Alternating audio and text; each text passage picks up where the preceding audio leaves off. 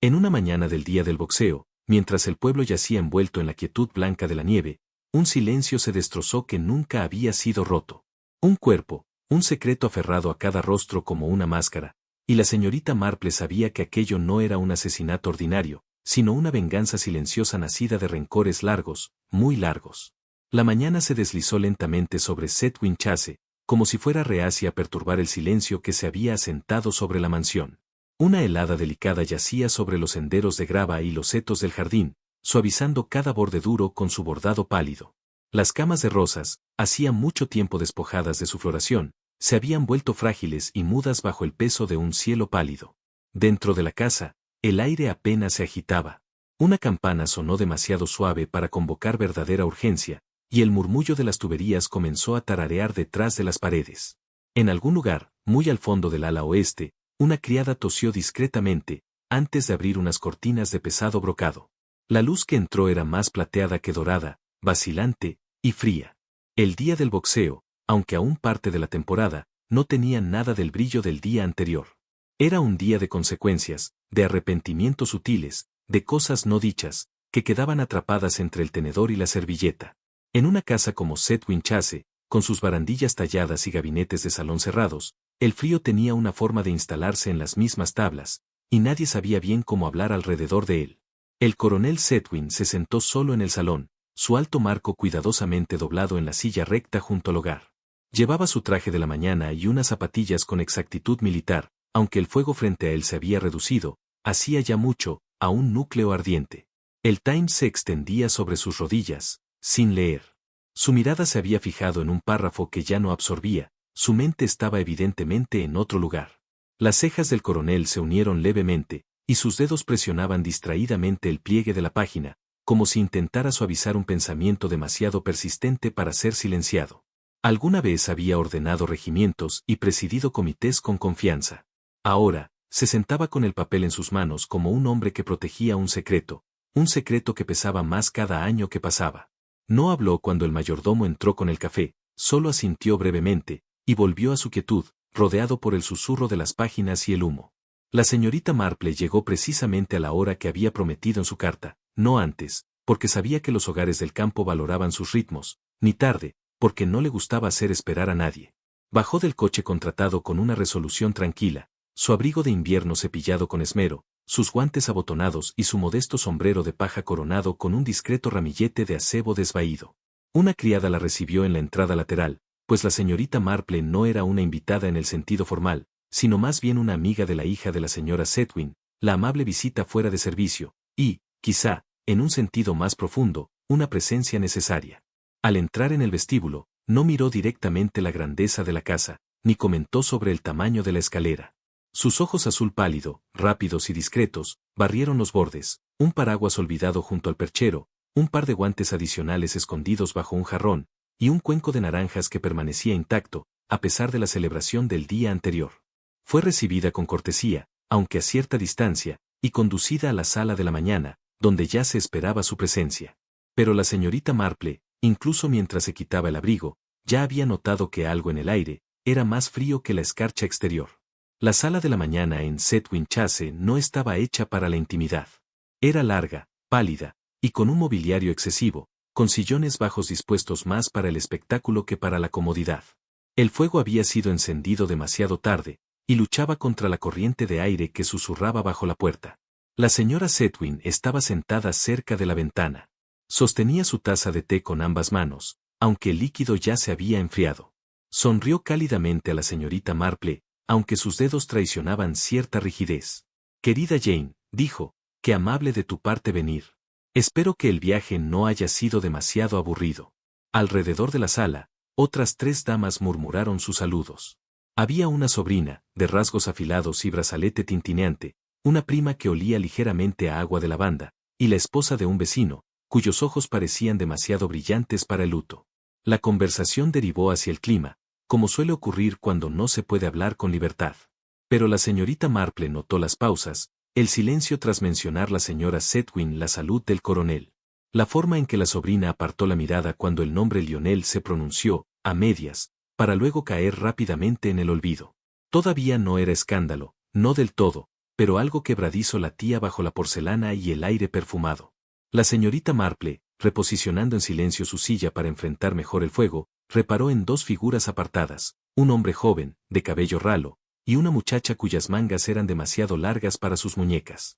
Habían hablado poco, estos primos, pero mientras los demás continuaban su charla en turnos agradables y previsibles, la joven se inclinó, susurrando algo por lo bajo. El hombre no respondió en voz alta, pero su mandíbula se tensó, y sus ojos se movieron fugazmente hacia la puerta del pasillo. No era un gesto de afecto, ni de coqueteo. Era el gesto del conocimiento compartido, de una carga dividida, o de un secreto que unía más que la sangre. La señorita Marple, tejiendo en su regazo sin realmente tejer, recordó una frase que su viejo jardinero solía decir: nunca es la discusión lo peligroso, señorita, es el silencio que le sigue. Y en esta casa, había habido demasiado de ambos. Conforme la mañana se arrastraba hacia el mediodía, las señales del almuerzo se sentían débilmente. Una campana sonó a las 11. En algún lugar del pasillo, una puerta se cerró suavemente. Pasos recorrieron el piso superior, se detuvieron, y retrocedieron. Nadie se levantó. La bandeja de té ya había sido retirada. El fuego, aunque crepitaba al fin, hacía poco por calentar el ánimo. Los presentes permanecían en la sala con la inercia de quienes esperan algo inevitable, pero desagradable. Una citación, tal vez, o una confrontación aplazada demasiado tiempo. La señorita Marple observó cómo la señora Sedwin doblaba una y otra vez un pañuelo sin iniciales. La prima del agua de la banda giraba sus anillos, e incluso la muchacha más joven, antes inquieta, ahora se mantenía muy quieta. Y en esa quietud, llegó un suspiro. Débil, inconfundible, colectivo. No provenía de una boca, sino de la propia casa. Un suspiro que decía que el día del boxeo, pese a todo, aún no había terminado con sus revelaciones. El almuerzo en Sedwin Chase se sirvió puntualmente a la 1, como siempre. Las terrinas plateadas no emitían vapor, y el pollo frío, aunque tallado con destreza, despedía un débil aroma a limón, que nada hacía por levantar el ánimo. La familia se reunió en lo que parecía menos una comida, que una tregua. Un armisticio temporal, bajo la severa mirada de los antepasados en óleo. El tintineo de los cubiertos era el sonido más fuerte. La señora Sedwin comentó sobre los parsnips, y un sobrino murmuró una opinión sobre el clima. Pero estos esfuerzos cayeron flácidos sobre el mantel. Nadie pidió segundos. Nadie preguntó a nadie más. La señorita Marple, sentada en el extremo más lejano junto a la esposa del vicario, comió poco, y escuchó mucho. El silencio no era del tipo cómodo, conocido por los viejos compañeros, sino el silencio frágil de las cosas dejadas deliberadamente sin decir, de secretos empaquetados como bolas de naftalina, solo para liberar su aroma cuando el cajón se abre de nuevo. Y aunque nadie lo comentó, había dos lugares vacíos en la mesa, uno esperado, el otro, no. Fue un sonido el que perturbó la mesa más que nada, un crujido repentino, deliberado y medido sobre la grava, justo más allá de las altas ventanas del comedor. Las sillas se detuvieron a mitad de movimiento. Un tenedor quedó suspendido en el aire. La señora Sedwin dejó su vaso con una nota de finalidad, y la mirada del coronel se movió hacia la ventana como si hubiera estado esperando algo, o a alguien. Solo la señorita Marple continuó untando su panecillo, sus manos estables, pero sus oídos, alerta. Había escuchado pasos como esos antes. No eran la pisada vacilante de un visitante casual, ni la rápida urgencia de un comerciante. No, eran los pasos de un hombre que caminaba hacia algo que ya había decidido. Afuera, la nieve comenzó a caer nuevamente, suavemente, como si quisiera cubrir lo que estaba a punto de ser descubierto. La aparición del mayordomo en la puerta no fue aparatosa, pero su expresión llevaba la inequívoca tensión de la contención profesional. Un caballero, señora, murmuró en el umbral. No necesitaba decir más. Toda la mesa pareció congelarse, como si el aire mismo se hubiera espesado. La señora Sedwin se levantó lenta, incierta, su servilleta cayó suavemente al suelo, y luego, desde el pasillo, el sonido del pestillo, firme, inevitable, y en la habitación entró Lionel Sedwin. Era mayor, y más delgado también. Los huecos bajo sus pómulos le daban una gravedad más angular. La nieve se aferraba a los hombros de su abrigo, y su bufanda, de un gris desconocido, colgaba suelta y húmeda. Sonrió, pero la habitación no respondió. Perdonen la intrusión, dijo, como si no interrumpiera nada más que una merienda en el jardín. Estaba pasando, y pensé que podría presentar mis respetos. La señorita Marple, que nunca había visto a Lionel en su juventud pero había oído mucho de él, observó cómo nadie se levantaba para saludarlo. Hay regresos, pensó, que no son un regreso a casa, solo un retorno para mirar. La mirada del coronel se posó débilmente sobre el plato, pero en su rostro había algo más profundo, tal vez cansancio o vergüenza. Lionel continuó hablando, ofreciendo fragmentos de noticias, anécdotas de la ciudad, el precio del carbón, pero su voz, como un perfume aplicado demasiado tarde, no pudo cubrir el aroma subyacente de la incomodidad. Solo la señorita Marple, inadvertida en el extremo más lejano, captó el momento en que la señora Chatfield parpadeó 2 veces y se tocó debajo del ojo, no por lágrimas, sino por algo más revelador. Y por la familia, dijo Lionel, alzando su vaso con facilidad teatral, y por las tradiciones que perduran. Sostuvo el vaso en alto un momento, el brazo extendido hacia nadie en particular. Hubo una pausa, del tipo que ruega ser llenada, pero el choque de vasos compartido nunca llegó. Un invitado tosió. Otro ajustó su cuchillo innecesariamente. La señora Chatfield no levantó su propio vaso, y el coronel se limitó a beber agua. Lionel sonrió otra vez, más ampliamente esta vez, como si los desafiara a hablar. ¿No hay brindis?, preguntó. Ah, bueno, el silencio siempre ha sido nuestro coro favorito. Y bebió solo. La señorita Marple lo observó con interés. Las personas que hablaban de familia con demasiado encanto, había notado, rara vez hablaban realmente de la familia, sino de los secretos que flotaban a su alrededor. Mientras el almuerzo se dispersaba en una cortesía dispersa de sillas y murmullos de excusas, 2 figuras se quedaron cerca del pasillo, un joven y su prima Frances, la de las mangas largas y nerviosas. Él encendió un cigarrillo con manos inestables, protegiendo la cerilla con la palma. Ella se inclinó, voz baja pero urgente. ¿Por qué ahora?, susurró. Él sacudió la cabeza, con los ojos fijos en la puerta por la que Lionel había salido minutos antes. No lo sé, respondió. Pero no es por nada. La señorita Marple, pasando en silencio con su pequeño bolso, escuchó lo suficiente, y lo guardó como quien coloca un alfiler en su labor de tejido, pequeño, afilado y revelador. De regreso en el comedor, ahora tranquilo, la señorita Marple se quedó un momento más, sus dedos descansando en el borde del plato. La taza de té de Lionel, intacta, permanecía en su sitio. La rodaja de limón dentro había comenzado a palidecer, rizando apenas su borde. Cerca, el plato de mantequilla había sido movido, dejando una leve mancha sobre el mantel. Ella dobló su servilleta lentamente, deliberadamente. Un hogar en paz no tiembla al golpear la puerta, y un hombre que regresa a casa no deja el té intacto, a menos que su apetito sea por algo más que cortesía. La señorita Marple había visto suficientes días del boxeo como para reconocer las señales de las cosas que, enterradas por mucho tiempo, vuelven a la superficie. La nieve había comenzado de nuevo al final de la tarde, un fino polvo que susurraba contra las ventanas como los secretos contados demasiado tarde. La señorita Marple, sentada en la sala de la mañana con su labor de punto en el regazo, contaba puntadas y pensamientos en igual medida, cuando una voz repentina, alzada y afilada, atravesó el silencio. Provenía del invernadero. No se movió de inmediato. Una aprende, con el tiempo, a no perseguir un momento, sino a escuchar sus bordes. La voz, claramente masculina, se elevó de nuevo, recortada, tensa, seguida de otra, más baja, y más firme. Tras el vidrio helado, el movimiento agitó los helechos, y aunque la sala a su alrededor permanecía inmóvil, la señorita Marple dejó suavemente las agujas y ajustó su chal. Se acercó al invernadero despacio, sus pasos amortiguados por el corredor, hasta quedar junto a la puerta entreabierta, por donde el aroma de musgo húmedo y del viejo helecho pete se filtraba al pasillo. A través de la rendija los vio, Lionel, rígido, el rostro enrojecido de frío y furia, y James, el primo más joven, con los puños apretados a los lados. Te dije que lo dejaras, siseó Lionel. Volver así, sin invitación, sin avisar, ¿qué esperabas? Esperaba la verdad, replicó James, su voz rebotando en los paneles de vidrio. Y quizás, un poco de decencia. James dio un paso al frente, su voz bajando a un tono más oscuro. Si vuelves a mencionar eso, te juro. Pero Lionel ya se había vuelto, estirando la mano hacia la bandeja de té, golpeando una cuchara con un ruido metálico. La señorita Marple exhaló suavemente, y se alejó.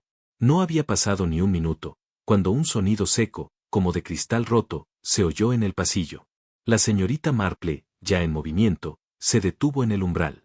El invernadero estaba vacío. Una de las puertas laterales se abría ligeramente, dejando entrar un hilo de aire invernal. En el suelo de piedra, cerca de las sillas de mimbre, un vaso yacía hecho añicos, su base aún temblando. Una rodaja de limón intacta había caído junto a él, como el punto final de una frase que nadie quería terminar. La bandeja de té, preparada para dos, había sido abandonada. Un platillo tenía una mancha de lápiz labial fresco. Otro había sido retirado apresuradamente. La señorita Marple avanzó lo justo para observar. Y, al notar un toque de humedad donde había caído el vaso, se retiró. No había escuchado pasos huyendo, solo la puerta oscilando suavemente, como si nadie se hubiera ido con prisa, sino con ira. Fue más tarde ese día, cuando el lacayo Wilkins pulía el aparador, que surgió el asunto de los gemelos T. Al principio, de forma casual, como una ocurrencia tardía. Estaban en su valor, murmuró Wilkins a la ama de llaves. Estoy seguro de eso, los de plata. Los que llevaban el escudo Chatwin, con el ciervo. Los vi tan claros como el día cuando lo ayudé a levantarse. La señorita Marple, que disfrutaba de un plato de manzana guisada cerca, levantó la vista suavemente. ¿Se han ido, del todo? Preguntó. El lacayo dudó. Bueno, ahora no están en el estuche. Y el señor Lionel no los usó en el almuerzo. Extraño, de hecho, comentó la señorita Marple, doblando con cuidado su servilleta. Los hombres son particulares sobre tales cosas, ¿no cree? Especialmente cuando regresan a la mesa ancestral. Nadie había mencionado que Lionel trajera regalos. Sin embargo, los gemelos, a veces, eran mensajes en metal, recordatorios silenciosos de reclamos y derechos. Cuando llegó la noche y las lámparas fueron encendidas, el aroma del humo de leña se acurrucó a lo largo del pasillo de la biblioteca. La señorita Marple, al pasar junto a la puerta, se detuvo, no por curiosidad, sino por el sentido de que algo, largo tiempo latente, había sido agitado a la vida. Dentro, el coronel Chetwynd estaba encorvado ante el fuego. Las llamas arrojaban sombras inquietas contra las espinas desgastadas de las historias de regimiento. Un vaso de brandy descansaba libremente en su mano, y sus labios se movían, no hablando, sino marcando un ritmo, como si repitiera una letanía para sí mismo. Talbert, murmuró, sin verla. Talbert, esa maldita noche en Amberes. El fuego crujió y el vaso en su mano se inclinó ligeramente, derramando un hilo de brandy sobre la alfombra. La señorita Marple no habló.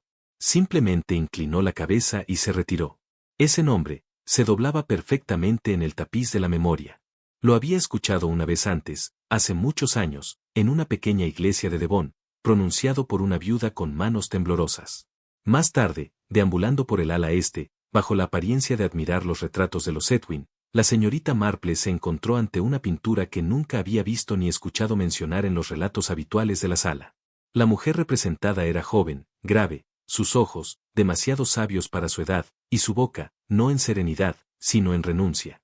La placa de latón bajo el marco rezaba, Dama Eleanor Chetwynd, 1897-1931.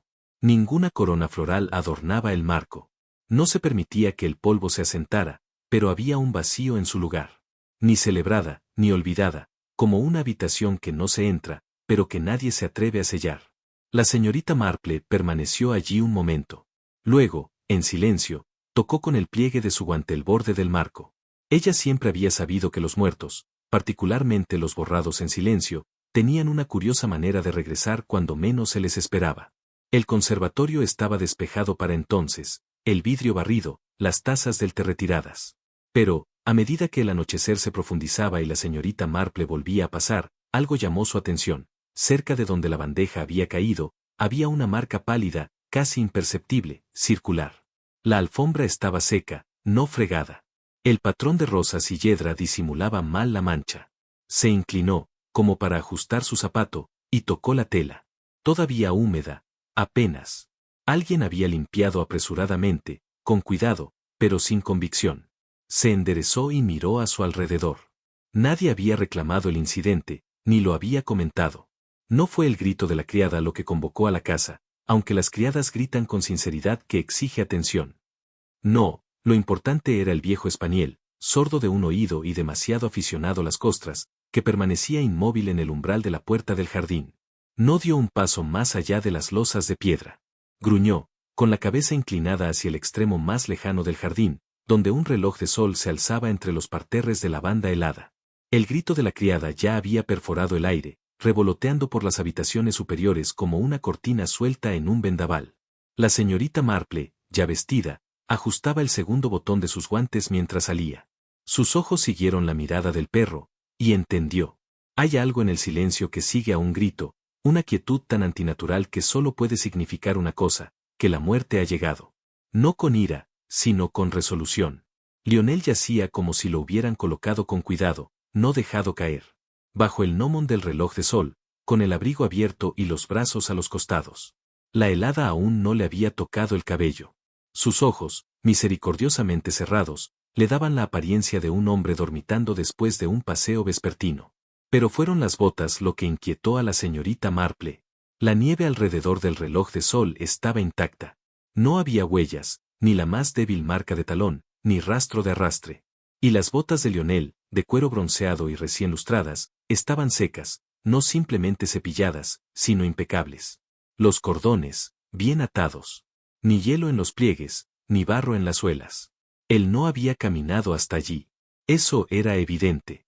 Otros observaban en silencio, un jardinero, pálido y tartamudeante, un lacayo con la bandeja del desayuno olvidada en el pasillo. El sol se elevaba lentamente, sin calentar nada. Y la señorita Marple, con precisión tranquila, registró la escena, no como confusión, sino como intención. Alguien había llevado a Lionel allí, después del hecho. El coronel Sedwin llegó, descalzo en zapatillas y con una bata de tartán pesado. Entró con el paso de un hombre que ha sido convocado una vez, demasiadas veces. No hizo preguntas, no se arrodilló, no tembló.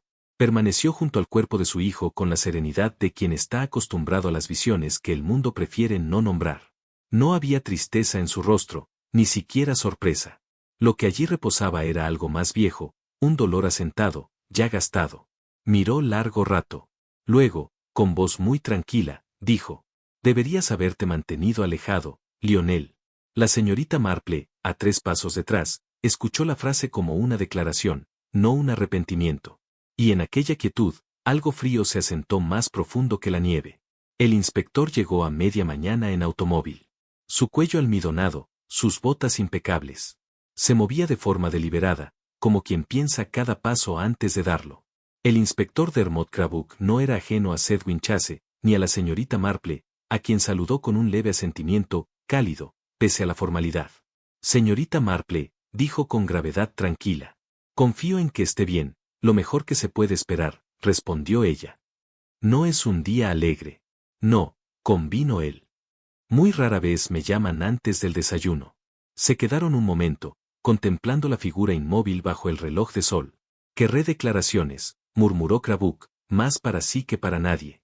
«¿Y las botas? Todas». La señorita Marple asintió, sin ofrecer opinión. «Aún no». Raramente lo hacía, hasta que la verdad dejaba de intentar esconderse. El agente Bodick, con el rostro encendido, se agachó cerca del reloj de sol, frunciendo el ceño. «Sin señales de lucha», dijo, entrecerrando los ojos al examinar el suelo. «Ni una sola. La nieve intacta, hasta la base». El inspector Crabuck se unió a él, escaneando el perímetro. «Sin marcas de arrastre tampoco. Ningún sendero en el sendero, ningún sendero». Señaló el ángulo de la sombra del sol, solo tocando el 12. Un poeta podría decir que el tiempo se había detenido. «Tabaco», murmuró alguien. «El pasado nunca duerme». No había firma, no había fecha. Pero la señorita Marple notó el ángulo preciso del pliegue, y la leve mancha donde un dedo había dudado en el margen. «Una advertencia», Crauk murmuró, grave. «O una invitación», dijo ella, con un brillo en los ojos. La miró. ¿A qué? Ella sostuvo su mirada. A forzar una verdad que alguien ya no podría ignorar. Cuando el cuerpo estaba cubierto, y el agente había comenzado a fotografiar la escena, el ambiente se había vuelto curiosamente tranquilo, pero no del todo. Detrás de las gruesas cortinas de encaje, unos ojos observaban, no abiertamente, sino a través de las ranuras más estrechas. En el ala oeste, una cortina se movió, y rápidamente volvió a quedar inmóvil. En el rellano superior, una figura se demoró más de lo necesario junto a la ventana del hueco de la escalera, brazos cruzados, labios presionados. Nadie cayó. Nadie ofreció té. La culpa, sabía la señorita Marple, rara vez se anuncia con gestos dramáticos. Prefiere la observación tranquila, el monitoreo de los demás, la medición de quién sabe qué, y que tan pronto podrían decirlo en voz alta. Miró una vez más al reloj de sol, luego, de regreso, a la gran casa con su fachada cubierta de hiedra. Había al menos 4 mentiras escondidas detrás de esas ventanas. Y una de ellas, había llegado silenciosa y fatalmente al jardín. Cuando Crauk se volvió para hablar con Bodick sobre la ruta de las entregas del jardinero, la señorita Marple avanzó unos pasos tranquilos hacia el borde del jardín. Inclinó la cabeza hacia el techo del conservatorio, donde la escarcha aún se aferraba, pero donde un solo parche se había descongelado y vuelto a helar. Era estrecho, justo al lado del aguilón, y un enrejado de vid rota conducía hasta su base. Debajo, el camino del jardín se curvaba hacia el reloj de sol, y se detenía. Un conjunto de huellas, poco profundas, apresuradas, terminaba a mitad de camino. Las observó, demasiado pequeñas para un hombre, demasiado suaves para un jardinero, y no llevaban a ninguna parte. Al caer la tarde, el salón se había oscurecido con el peso de un largo día. El fuego, demasiado desatendido, se había acomodado en brasas que brillaban débilmente bajo las cenizas grises. El inspector Crauk, sentado en un sillón alto, comenzó su tranquila inquisición.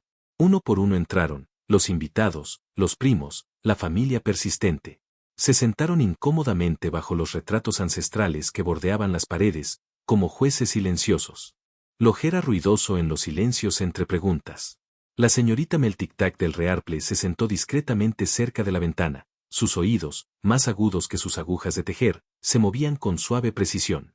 Observaba lo que Crauk ya sabía. La verdad no estaba en las respuestas dadas, sino en las pausas antes de ellas, en las miradas, los claros de garganta, las manos que se desplazaban con demasiada frecuencia hacia la solapa o la muñeca. Estaba empezando a deshilacharse. El señor Vernon era un abogado de Bath que se quedaba con la familia para las vacaciones, un hombre de hábitos ordenados y modesto en Cantó, conocido por su devoción al puente y al agua de cebada. Sufro de insomnio, dijo suavemente, su voz seca como papel de lija. Leí la mitad de un capítulo de Trollope, luego deambulé por el corredor. No podía dormir. Nada inusual. Crauk asintió, pero la señorita Marple se inclinó ligeramente hacia adelante. ¿Y la hora, señor Vernon? Vernon parpadeó. Debe haber sido medianoche. No una, agregó Crauk, sino 2 mucamas dicen que no vieron luz en el corredor. Vernon sonrió, un poco demasiado rápido. Bueno, tal vez lo imaginé. Los ojos de la señorita Marple descansaban suavemente sobre el manguito del hombre. Justo encima de la costura, una fina mancha gris, inconfundible, un rastro de ceniza de cigarro. La casa había prohibido fumar en el interior desde el año anterior. Pero no fue la regla rota lo que llamó su atención, era la razón para encender un cigarro a medianoche. ¿Nervios, quizás? ¿O algo más? Cuando la joven Elsie, la criada, fue convocada para hablar, se torció las manos en su delantal y miró a cualquier parte que no fuera al inspector. No quise prisar, señor, dijo con voz pequeña. Solo estaba buscando carbón para la estufa de Scullery, y lo vi, una luz baja, al ras del suelo, debajo de la puerta del salón. ¿A qué hora? Tarde, señor, después de la 1. Y, sin embargo, la casa estaba oscura. Ella asintió. Todas las lámparas apagadas, todos dormían, pero la luz era estable, como una vela. Llamas de una llama. Más tarde, Crauk regresó del jardín con las botas cubiertas y un surco entre sus cejas. Hay 2 juegos, apresurados, y que terminan de forma abrupta. Sin regreso. Quizás alguien observaba, ofreció el agente, y luego se escabulló sin ser visto. Crauk asintió, pero sin convencerse. O alguien lo colocó allí, y luego borró sus huellas. Miss Marple miró por la ventana mientras caía el anochecer. La nieve volvía a caer, suave, silenciosa, cubriendo huellas y culpas por igual. Pensó en aquellos que, durante el interrogatorio, habían dicho demasiado. Pero más reveladores aún, eran los que dijeron muy poco, cuyos nombres nunca aparecieron, como si se tratara de un escudo. Retirada. Estaban enojados y, en su experiencia, la ira envuelta en silencio podía hacer más daño que el pánico mismo. Las entrevistas concluyeron. El salón estaba tranquilo ahora. El fuego se había renovado, y los invitados se dispersaban a sus rincones como piezas de ajedrez tras un partido silencioso. La señorita Marple reanudó su tejido con un aire calmado. Luego, con una suave sonrisa, miró al mayordomo. Lo siento mucho, dijo, pero parece que me falta esa lana azul. ¿Le importaría pedirle a una de las criadas que busque una madeja en mi costurero? Craddock levantó una ceja. Apenas ha usado nada. Ella sonrió de nuevo. Oh, creo que he usado lo suficiente por ahora. Y, con eso, sus agujas se reanudaron, pero más lentamente, como si tejieran no una prenda, sino un patrón, una puntada por cada verdad, y una mentira a punto de desentrañarse. La habitación de la mañana había recuperado su orden habitual al final de la tarde, sillas alineadas, chimenea recién barrida, la mesa de cartas despejada del desorden festivo. Solo quedaba una serie de estrellas de papel, ahora ligeramente desgarradas en los bordes, colgando de la lámpara de araña, una melancólica reliquia de la alegría navideña. Fue Wilkins, el lacayo más joven, quien descubrió el paquete. Había estado cepillando migas de la alfombra cuando su cepillo golpeó con un pequeño paquete cuadrado escondido bajo la falda de la mesa de cartas. «Pido perdón, señora», dijo, entregándolo a la señora Chatfield con la deferencia de quien no sabe si ha hallado algo valioso o incriminatorio. Estaba encajado justo en la esquina. Bien envuelto en papel crema espeso, no festivo, pero sí cuidadoso, con una cuerda roja anudada con precisión. Una etiqueta colgaba de una esquina, escrita a mano en un guión inclinado, ni decorativo ni descuidado. La señorita Marple, bebiendo su té junto a la ventana, bajó la taza y estudió el paquete con interés, porque sabía que los regalos olvidados a menudo eran los más intencionados. La etiqueta era breve, deliberada, para Elionol. Colgaba del paquete como una ocurrencia tardía, como algo añadido a toda prisa o con dudas. La caligrafía, extrañamente inclinada, no tenía florituras, ni era claramente masculina ni femenina. «Bueno», dijo el inspector Cravacast, dirigiéndose a la sala, «¿alguien reconoce esta letra?» Hubo murmullos, leves sacudidas de cabeza, negaciones apagadas. Tal vez estaba destinado a ser anónimo, sugirió la prima Frances. Demasiado rápido. Entonces, ¿por qué etiquetarlo?, preguntó suavemente la señorita Marple. Su tono, suave, como el vapor que se eleva de una taza de té. El coronel no dijo nada. La señora Chatfield miró hacia otro lado. Frances se aclaró la garganta, nuevamente. ¿Podría haber sido uno de los miembros del personal? Dudo mucho, respondió la señorita Marple, con calma, pero firmeza, que cualquier sirviente le diera un regalo a un invitado desheredado, y mucho menos, esconderlo debajo de una mesa de cartas. El silencio que siguió estaba cargado, no solo de sospecha, sino de algo más viejo, vergüenza, y algo aún más cercano al temor. Fue la señorita Marple quien sugirió que el paquete se abriera en privado. Murmuró, una cuestión de discreción, porque no todos los regalos están destinados a ser compartidos. En el salón, con solo Craddock y el coronel presentes, el papel se despegó con cuidado. Dentro, un pequeño volumen de poemas en tela, Tennyson, segunda edición, su cubierta ligeramente desgastada. Ubicado entre sus páginas, plegadas con precisión, había un cheque. Craddock lo desplegó con sumo cuidado. La cantidad de 500 libras, leyó en voz baja. Escrito en tinta negra. La caligrafía, nuevamente precisa, pero sin firmar. Sin nombre en la esquina. Sin fecha en la línea. Las mandíbulas del coronel se tensaron. Esto, dijo, con gravedad, es un soborno. Para prevenir algo, o para retrasarlo, murmuró la señorita Marple. El cheque había sido preparado con atención deliberada, no para entregarse, sino para encontrarse. Y dentro de un libro de poesía, nada menos, un toque de simbolismo, tal vez, o el signo de alguien que creía que las palabras podían enmascarar los hechos. Miss Marple pensó lo contrario. Los hechos, lo sabía bien, siempre encuentran la forma de mostrarse en el papel. Cuando se le mostró el paquete, el coronel Sedwin no estalló con ira, como quizá Craddock esperaba. Lo estudió en silencio, la letra, el contenido, el peso. Y luego lo devolvió, sin una palabra.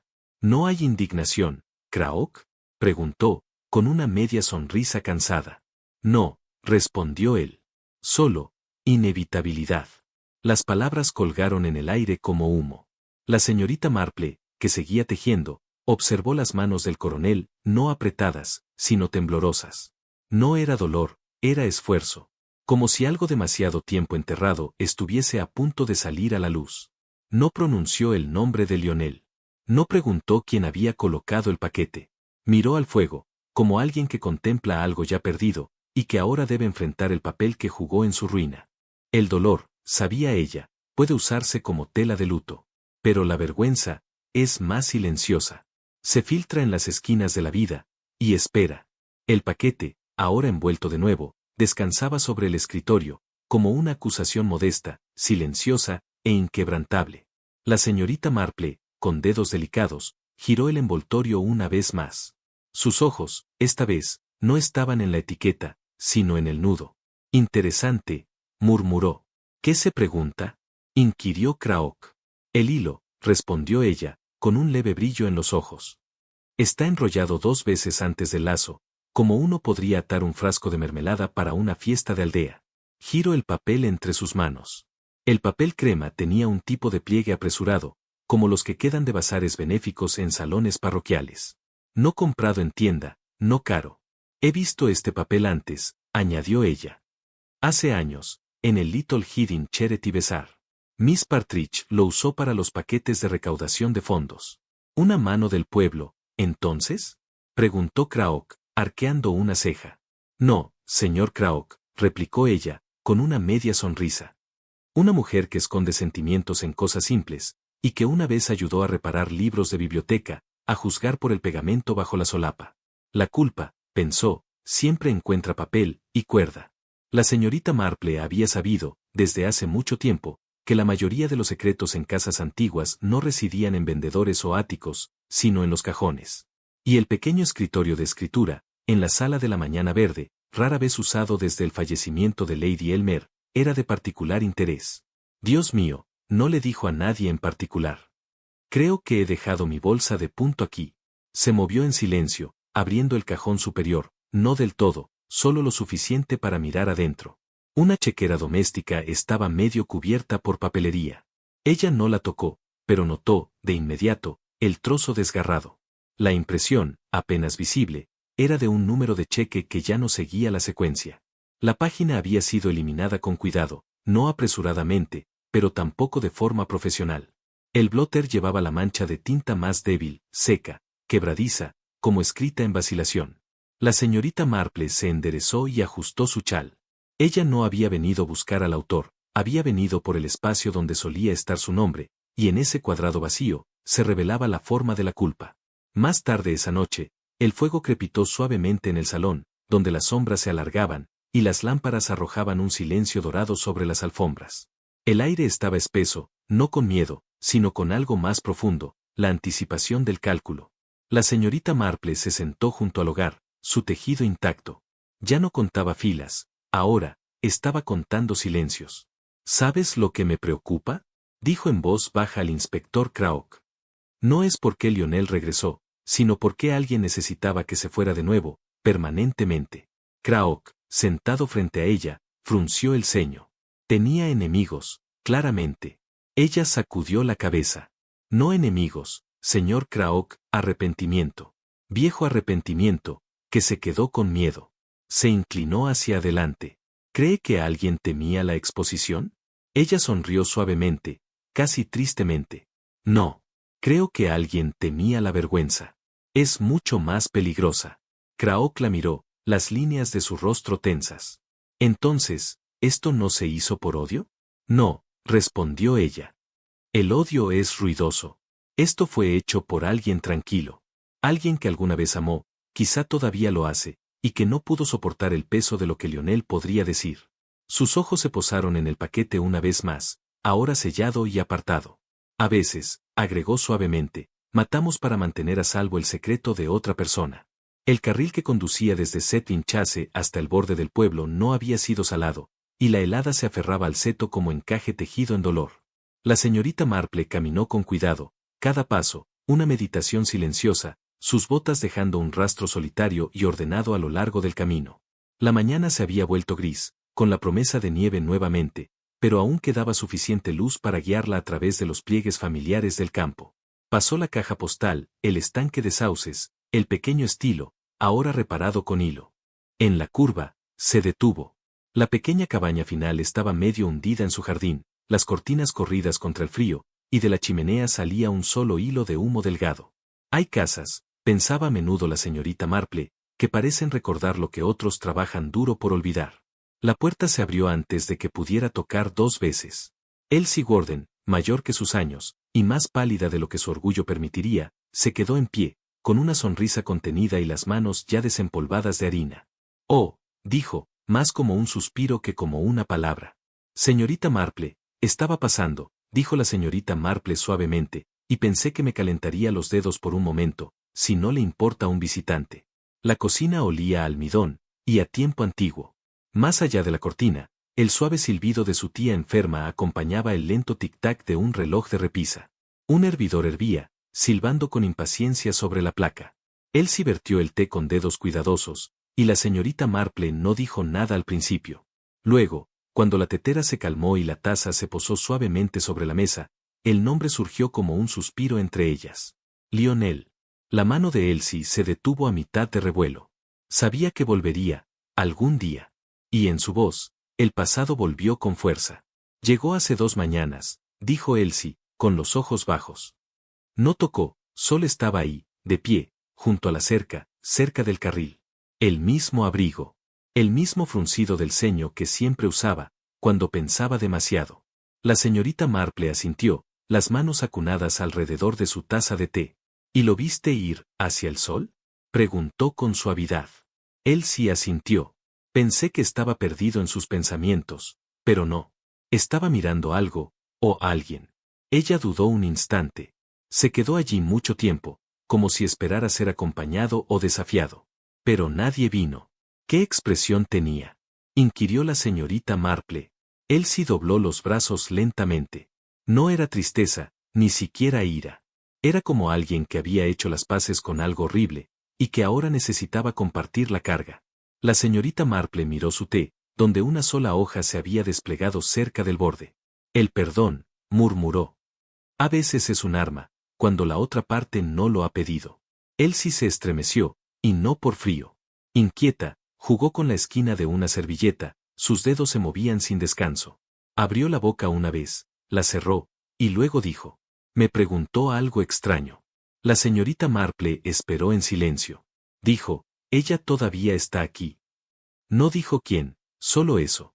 Y yo le respondí, ¿a quién se refiere, señor Lionel? Él no contestó. Solo me miró hacia la casa. Ella se mordió el labio. Luego dijo, una vez pensé que ella mintió por él, pero tal vez mintió por alguien más. Los dedos de la señorita Marple se calmaron, y entonces ella lo solicitó con la mirada. Elsie sacudió la cabeza. Me agradeció, por nada, supongo. Por mentir.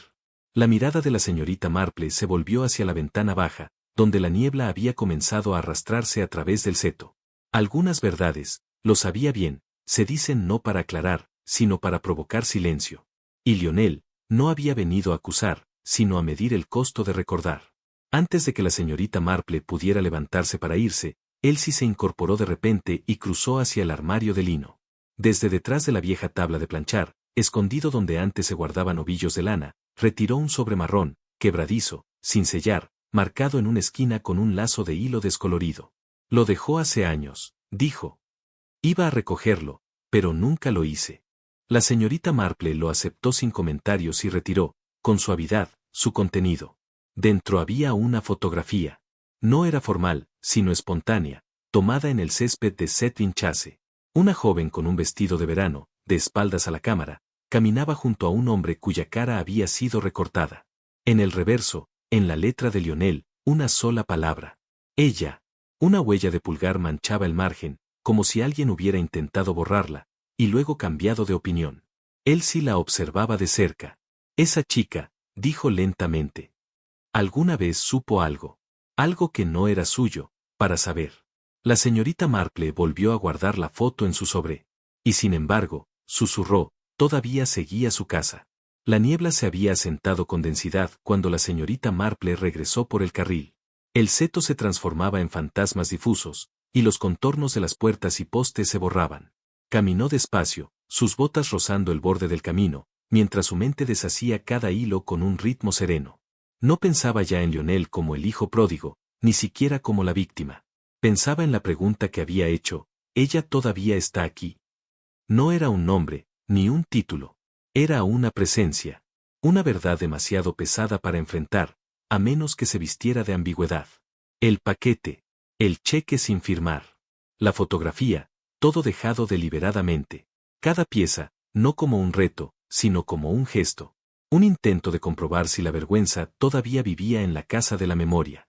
Se detuvo cuando la mansión apareció entre la niebla, sus ventanas altas entrando y saliendo de la bruma, como párpados que se abrían y cerraban lentamente. No había venido a amenazarlos, había venido a darles una última oportunidad, decir la verdad, quizá, o proteger la mentira que, con los años, se había convertido en óxido.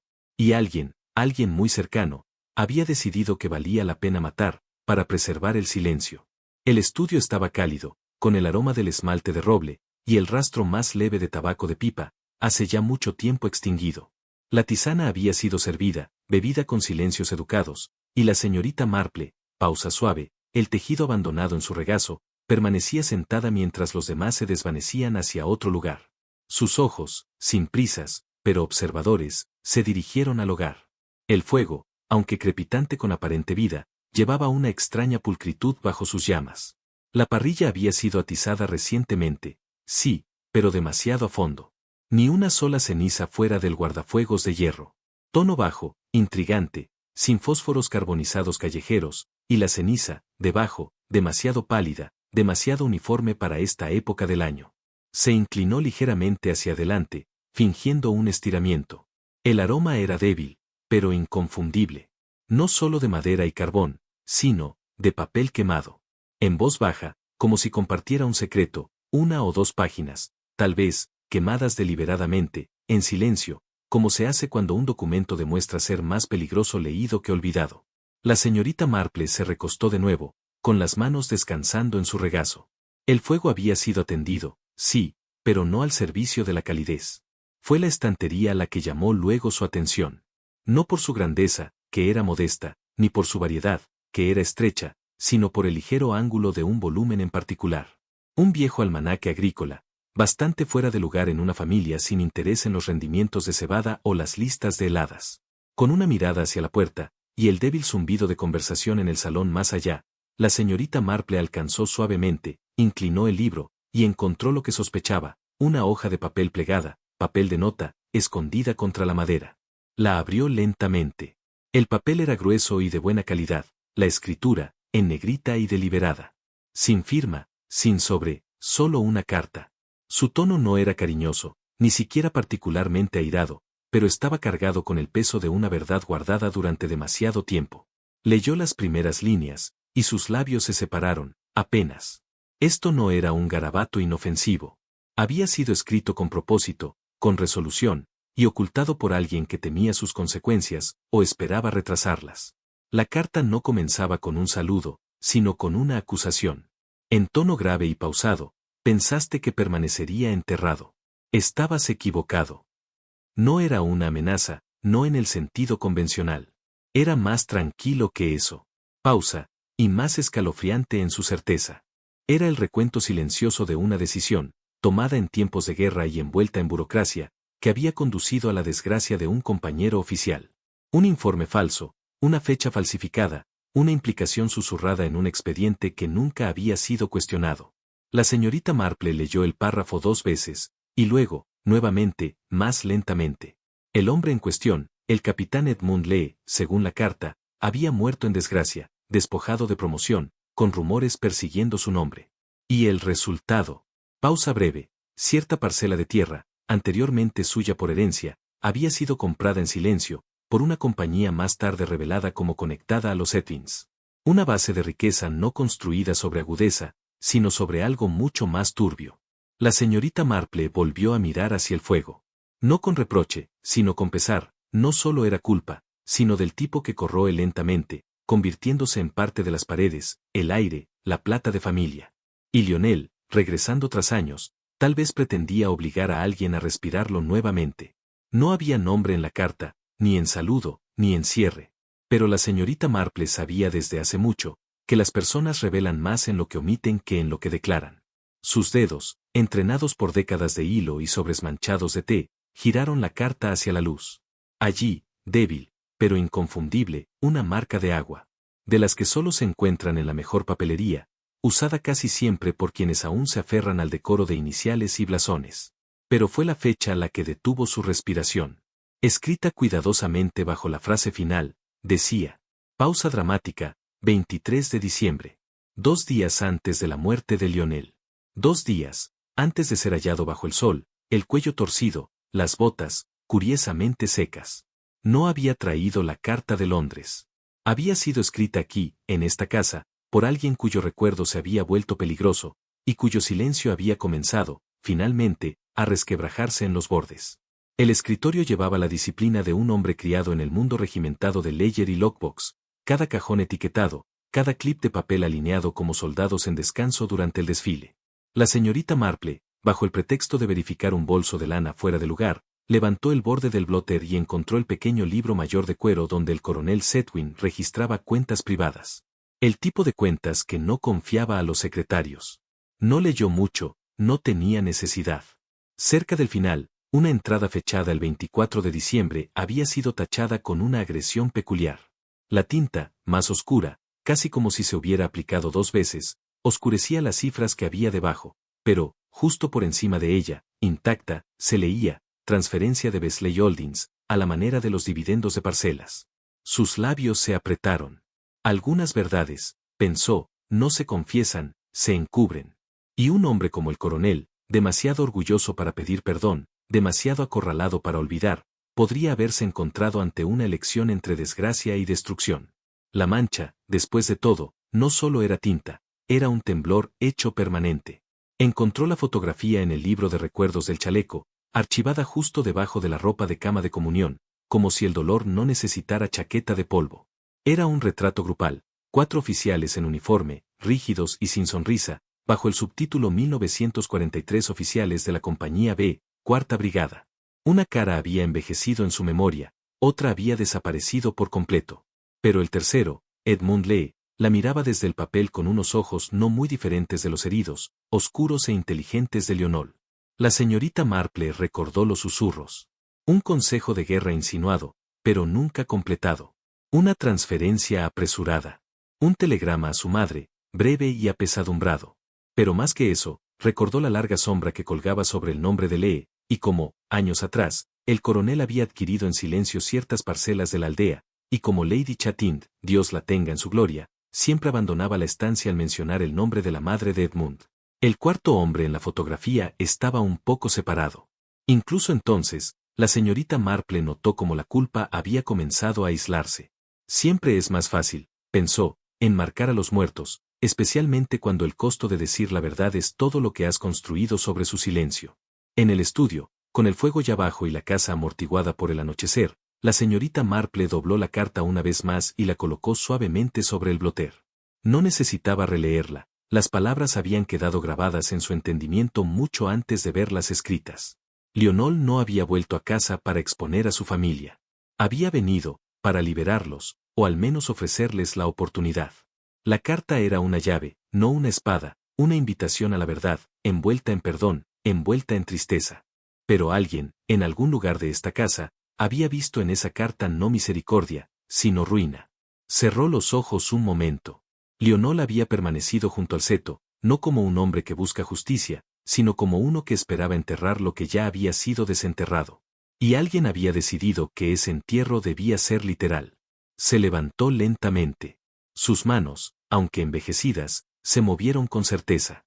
Quedaba solo una cosa que decir al inspector Crauk, pero ella esperaría hasta la mañana. La verdad, como el brezo de invierno, se disfruta mejor después de una noche de frío amargo. El calor de la cocina ofreció un breve alivio al escalofrío de la tarde. La señorita Marple, aceptada sin reservas entre el personal, se detuvo mientras agitaba su té. Sus ojos cayeron sobre un par de botas apoyadas junto al gran agjer negro. Habían sido limpiadas con descuido, y las superiores llevaban el brillo opaco del esmalte reciente. Pero fueron las suelas las que llamaron su atención. Pisos gruesos, comunes, sí, pero con nieve y algo más oscuro compactado en las grietas. No la nieve de ayer, pensó. Esto era más fresco, sin derretir incluso en el calor, como si las botas hubieran sido colocadas allí con urgencia, sin tiempo para descongelar. Sus dedos se apretaron muy levemente en el asa de la taza de té. Era algo pequeño, pero casi siempre lo era. Ese era el problema con la verdad, nunca gritaba. Esperaba, callada, como huellas en la esquina de una cocina. Más tarde, en la sala de botas, ese refugio de cuero encerado y humedad antigua, la señorita Marple permaneció más tiempo del estrictamente necesario. Allí, bajo las clavijas etiquetadas, descansaba otro par de botas de hombre, borgoña oscuro, con ganchos de latón, el tipo que no se confunde fácilmente. Las reconoció como pertenecientes a Bessel, el sobrino más joven, el que siempre hablaba de caza, pero que nunca había tocado un arma en su presencia. Brillaban. No había nieve atrapada en las huellas, ni arena fina en los bordes, ni siquiera el tenue rastro de humedad sobre la piedra. Y sin embargo, Bessel había afirmado en el desayuno que había salido a caminar al amanecer para despejar la cabeza. Ella inclinó las botas, observando el zigzag del dibujo, afilado, limpio, como sin usar. La señorita Marple se permitió el más breve asentimiento. No decir nada, a veces gritaba más que cualquier negación. El inspector Crauk, con su aire fiable de tuit gastado e inteligencia tranquila, colocó el papel de calco sobre la mesa de la sala con el cuidado de un hombre que maneja verdades que es mejor pronunciar suavemente. Estos, dijo, tocando el papel, fueron el segundo juego de huellas que encontramos cerca del seto. Paralelas a las de Lionol, pero sin superponerse. Sin marcas de arrastre, sin irregularidades en la zancada. La señorita Marple se inclinó más cerca. La impresión era precisa, zigzag de espina de pescado, de ciudad moderna, probablemente compradas. No era el patrón de las botas rurales más pesadas de Lionol, cuyo rastro más largo y ligeramente inclinado desde el talón izquierdo dejaba una marca distinta. Esas botas, murmuró, están demasiado limpias. Crauk le lanzó una mirada, no sorprendido, pero atento. ¿Las que estaban en la sala de botas? Preguntó. Ella asintió levemente. Es curioso, demasiadas huellas y, luego, ninguna suficiente. Y, en algún lugar, tal vez, un joven que caminó con mucho cuidado, pero no con suficiente cuidado. Esa tarde, mientras las nubes se espesaban y el aire adquiría un tono metálico, aún con nieve por caer, un jardinero entró vacilante, gorra en mano. Encontré esto, señora, en el desagüe del invernadero. Obstruía la rejilla. Era un guante, no nuevo, no viejo, húmedo, su forro desgarrado en la muñeca, donde la tela se arrugaba sobre sí misma como una herida. El tipo de guante que uno se arranca apresuradamente, o que se rompe en una lucha. La señorita Marple lo giró, cuidando de no perturbar el barro. En el interior, el forro aún estaba húmedo. No agua de lluvia, pensó, condensación del frío, o sudor. Y más que eso, el rastro más leve de jabón de agua de rosas se aferraba a él. Recordó el mismo aroma días atrás, en unos guantes recuperados de la sala de música. Algunas cosas no se pueden disfrazar, no importa cuán limpia la conciencia pretenda ser. Había lugares en las casas inglesas donde el tiempo no fluía, sino que se acumulaba, como en aguas estancadas. El ala de la guardería de Sedwin Manor era uno de esos lugares. Papel tapiz desvaído, muñecas retiradas a sus fiestas de té eternas, muebles sin usar, salvo por la memoria. La señorita Marple subió en silencio por el corredor. La encontró no jugando, por supuesto, sino sentada junto al viejo caballo balancín, mirando a través de la ventana de parteluz, hacia la nada. No era una niña. Pero, tampoco había crecido. El primo Juliet, pálido como porcelana, que había sido protegido toda su vida, como uno protege una vela del draft, respiraba con cierta fragilidad. «Sabías que lo diría», dijo la señorita Marple suavemente. Juliet no giró. «Dijo que todo regresa», respondió con voz fina, casi quebrada. Su mirada estaba fija, pero perdida. No pude hacerle saber, nunca lo entenderían. No es lo que me hicieron, es como lo cubrieron. Yo era el único que recordaba. El caballo se balanceó muy ligeramente, como movido por el peso de un pasado que alguna vez había llevado en silencio. La señorita Marple se sentó suavemente en el borde del dormitorio de la guardería. La habitación, intocada durante años, salvo por los retiros ocasionales de Juliet, estaba llena de ecos sordos y el débil aroma del polvo de lavanda. Dijo que escribiría en los periódicos, susurró Juliet. Dijo que tenía nombres, pruebas, que la tierra había sido robada, y que alguien más había pagado el precio, y que llegó a usted primero. Juliet asintió, las manos temblándole en el regazo. Quería que hablara, que confirmara que recordaba el día en que Edmund Lee fue acusado. Lo hice, lo recordé todo. Los gritos, el hombre que llegó por la noche, la voz del coronel por el corredor. Hubo una pausa, luego, más baja, más rota. Pero si saliera a la luz, nunca lo habrían sobrevivido. Ni Basil, ni tía, la vergüenza los habría roto. La voz de la señorita Marple apenas fue un murmullo. Entonces, tomaste los guantes. Los seguiste. Juliet asintió de nuevo. No quise hacerlo, solo detenerlo, pero él luchó. Se resbaló. Escuché que algo se rompía, y luego, con los ojos mucho más grandes que su rostro, solo quería que todo se olvidara de nuevo. Más tarde, cuando la noche se cerró sobre la casa y ésta se acurrucó en su silencio, la señorita Marple se sentó junto al inspector Craok frente al hogar. El fuego estaba bajo, aún vivo, pero atento a su propia muerte. Ella nunca volverá a hablar de eso, dijo Craok. Ya ha regresado a su silencio. La han envuelto en él desde la infancia. La señorita Marple agitó su té una vez. Por otra parte, hay prisiones, dijo en voz baja, que no tienen nada que ver con paredes. Craok asintió. Habrá una investigación, y algo tal vez grabado para el archivo, pero ambos sabemos que será ligero, algo digno. Las verdades tácitas se doblaron perfectamente en eufemismos. Justicia, se dieron cuenta, se había servido, pero tal vez no entregado. Y, a medida que la nieve cayó una vez más, cubriendo incluso los rastros del dolor, la señorita Marple pensó, como a menudo lo hacía, que el corazón tiene muchas puertas, y algunas de ellas, una vez cerradas, nunca deberían ser forzadas nuevamente.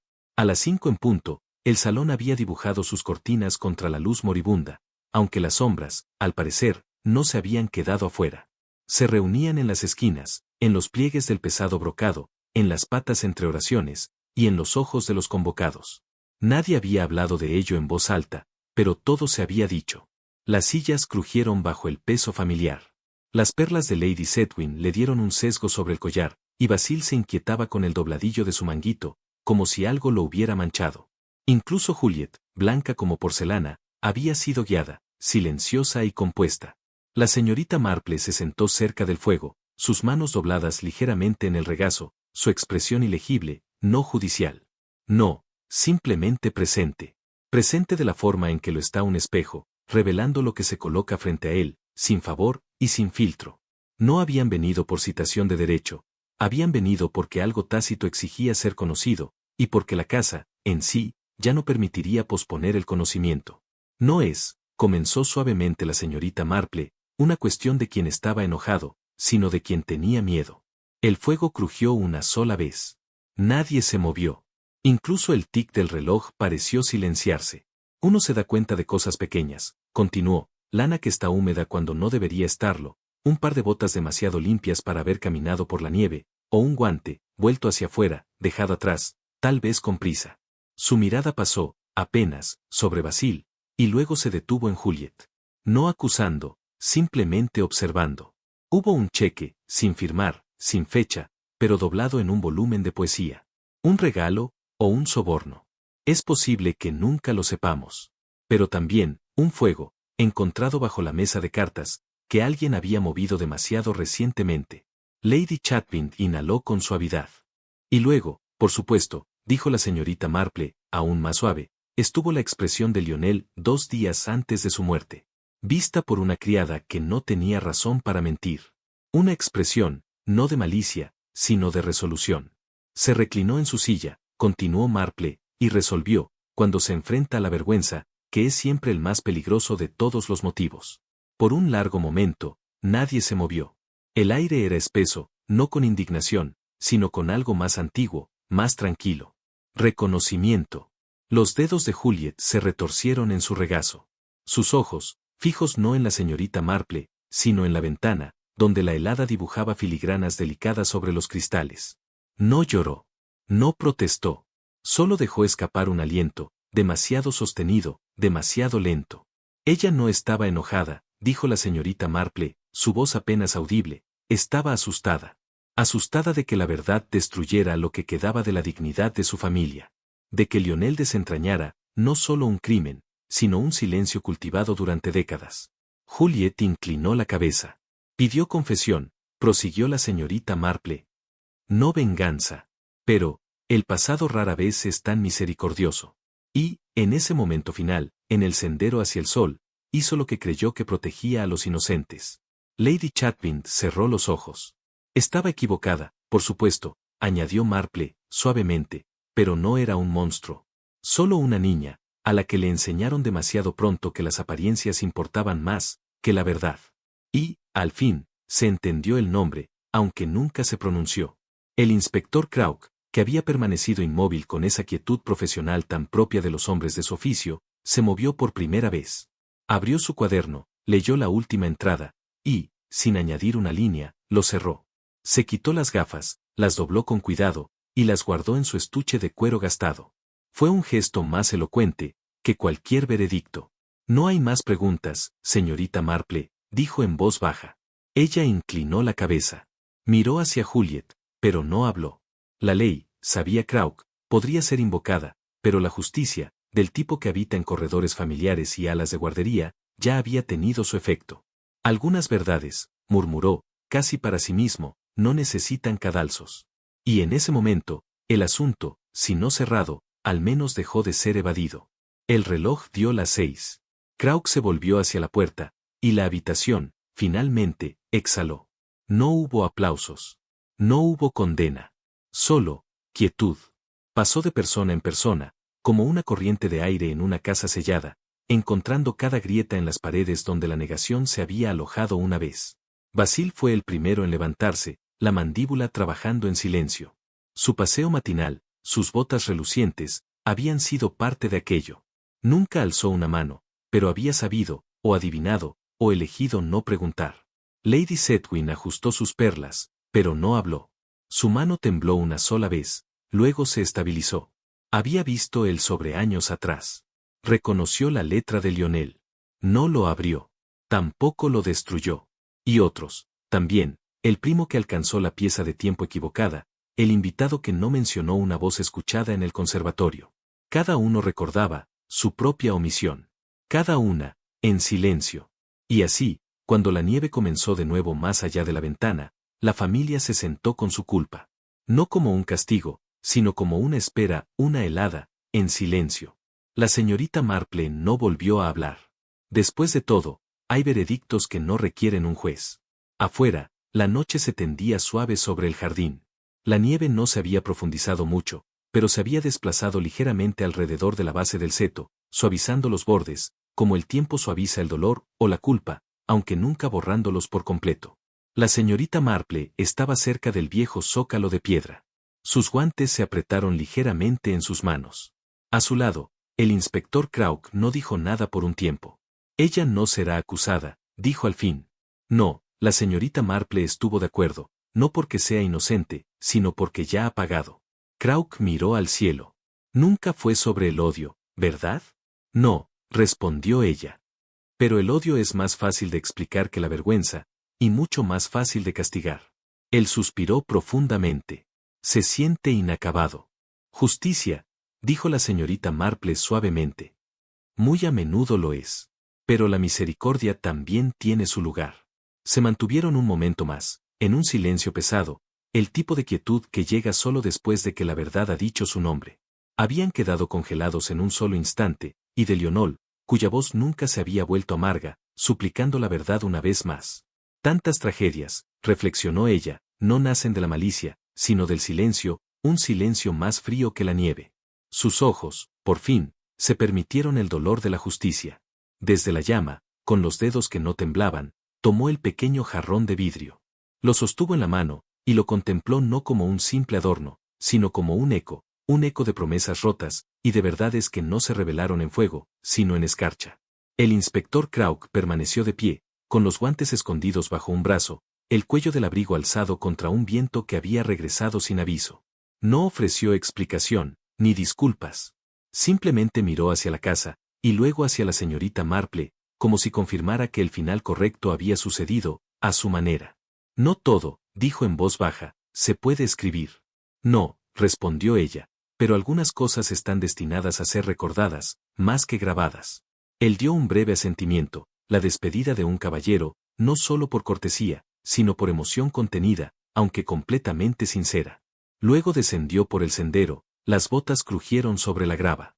La puerta del jardín se cerró tras él con un suspiro, como una vieja historia guardada suavemente. En la quietud de su habitación, la señorita Marple sostuvo la fotografía una vez más en sus manos. El pliegue en la esquina se había profundizado con el tiempo, como si dedos reacios la hubieran doblado una y otra vez, incapaces de sostenerla en su forma completa. 4 hombres jóvenes, hombro con hombro, miraban hacia la cámara. Sin posar, sin frases, sin darse cuenta. Uno había muerto antes del armisticio. Uno había ascendido en la sociedad. Uno había desaparecido en un escándalo silencioso. Y uno, el que importaba ahora, había regresado demasiado tarde para hacer una pregunta que nadie deseaba responder. La señorita Marple suavizó el borde de la fotografía y la colocó en la parte frontal de su diario, no como evidencia, ni siquiera como recuerdo, sino como ancla. Porque algunas verdades no pertenecen a periódicos ni informes, sino que deben vivir en cajones de lino, detrás de botones y postales olvidadas. La carta no tenía sello, ni fecha, ni dirección. Pero su presencia era más pesada que cualquier paquete. Reposaba sobre la mesa, junto a las gafas de la señorita Marple, el sobre crujiente, intacto, pero conocido. Era la misma letra que Lionel había traído consigo. La misma acusación que podría haberse convertido en confesión, si el tiempo o el valor lo hubieran permitido. Ella lo tomó, lo giró en su mano, y luego lo deslizó sin dudarlo en el cajón central del escritorio. Allí permanecería. No como arma, no como prueba, sino como reliquia de lo que no debe olvidarse. Porque borrarlo sería amable, y, sin embargo, precisamente por esa amabilidad, debía permanecer. La culpa, cuando está demasiado enterrada, se convierte en herencia. En algún lugar más allá del seto, débil pero claro, llegó la risa de unos niños. No estridente, sino burbujeante, el tipo de risa que surge cuando las bufandas se aflojan y las manzanas caen demasiado pronto. El huerto, con ramas desnudas y esqueléticas contra el cielo pálido, parecía inclinarse hacia ese ruido, como si anhelara ser joven otra vez. La señorita Marple se quedó en la ventana, los ojos cerrados, la esquina de su chal rozando el alféizar. No sonrió, pero había una suavidad en su boca, como si recordara un sonido perdido hace mucho tiempo. Siempre había sentido que los niños entendían más de lo que se les decía, y olvidaban menos de lo que los adultos creían. La risa se alejó. No se detuvo, pero le recordó que la vida no termina cuando la verdad se pronuncia. Simplemente continúa, alterada, en silencio. Ella removió su té 1, 2 veces, y dejó que la cuchara descansara contra el borde del platillo. La superficie se calmó, enfriándose lentamente, reflejando el jarrón y sus gotas de nieve inclinadas, como si la memoria misma pudiera ondularse. Las flores temblaron levemente en la corriente de aire invernal, como inclinándose. ¿Ante qué? ¿La verdad? ¿El tiempo? ¿O simplemente ante una historia que, por fin, se había contado sin ira, sin espectáculo? La señorita Marple las observó. No llevó la taza a los labios. Un poco de té, pensó, está destinado a enfriarse. Algunos finales no buscan consuelo en el calor, sino que se honran en el silencio. Y así se sentó, con las gotas de nieve, la carta, la risa que se desvanecía, y dejó que la quietud escribiera la última línea. No de culpa, sino de comprensión. A veces, la nieve no oculta la verdad. La revela, mostrando los lugares donde temíamos mirar. En esta historia, no vimos a un asesino huyendo entre las sombras. Vimos la culpa asentarse, en silencio, en los corazones de una familia que había dejado de hacer preguntas difíciles. La señorita Marple no descubrió el mal. Descubrió miedo, silencio, y una decisión tomada no por odio, sino por amor. Un amor tan frágil, que no tenía otro lugar a donde ir, salvo al secreto. La justicia aquí no estaba en un arresto, sino en un ajuste de cuentas con la propia conciencia. Con un pasado que ya no aceptaba permanecer enterrado bajo sonrisas corteses y setos bien recortados. Y ahora, querido oyente, te pregunto esto. Si supieras una verdad que podría arruinar a alguien que amas, ¿la dirías? ¿O la dejarías reposar como nieve sobre huellas viejas, sin ser molestada, pero nunca realmente desaparecida?